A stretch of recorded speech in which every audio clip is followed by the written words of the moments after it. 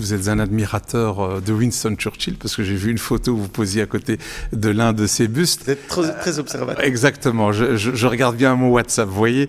Et effectivement, il disait, enfin, il est réputé pour avoir dit « Never waste a good crisis », donc ne gaspillez jamais une bonne crise. Justement, la question est toute simple, c'est quelle leçon, au singulier ou au pluriel, tirez-vous de cette crise? Oui. Plusieurs leçons, certainement, celle de pouvoir se remettre en question, aucune certitude en ce bas monde. Je vous dis, sur des choses aussi simples que l'absentéisme, etc., ça m'a appris beaucoup. Je crois aussi que c'est l'occasion pour les entreprises de remettre en cause des décisions un peu caricaturales qui peut-être avaient été faites par le passé. C'est peut-être pas stupide de garder un peu de stock plutôt que d'être en flux tendu tout le temps. C'est peut-être pas stupide de pouvoir rapatrier une partie de la production sur des sujets vraiment tout à fait fondamentaux, de façon à ce qu'on puisse maîtriser les process. Donc je pense que ça va permettre de retrouver, de rééquilibrer peut-être un peu, que la pendule était un peu trop à gauche ou un peu trop à droite, il va falloir la remettre un petit peu au milieu.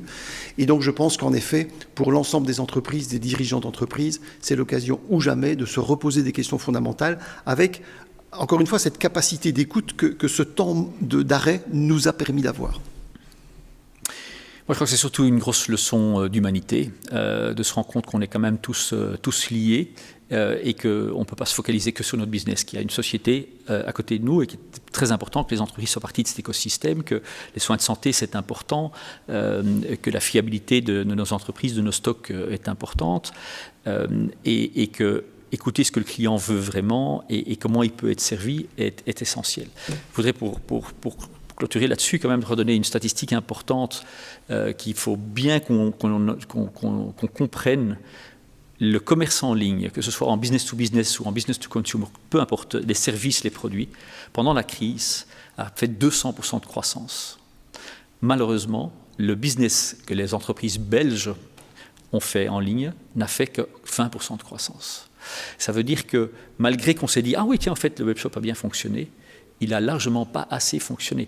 Les entreprises qui avaient un bon webshop n'avaient pas assez de stock, ou n'étaient pas assez organisées. Vous savez que nos grands retailers, Colruyt, Delhaize, Carrefour, ont dû fermer leur webshop parce qu'ils n'étaient pas organisés pour traiter ce volume. Eh bien, nos petits copains hollandais et allemands ont su, grosso modo, livrer à cette période-là. Et donc, il faut retenir la leçon d'humanité. Il s'agit plus de collaboration que d'être dans le bureau. Et une notion business. Est-ce que mon business est adapté à la technologie d'aujourd'hui et la façon dont les business models fonctionnent à l'avenir ?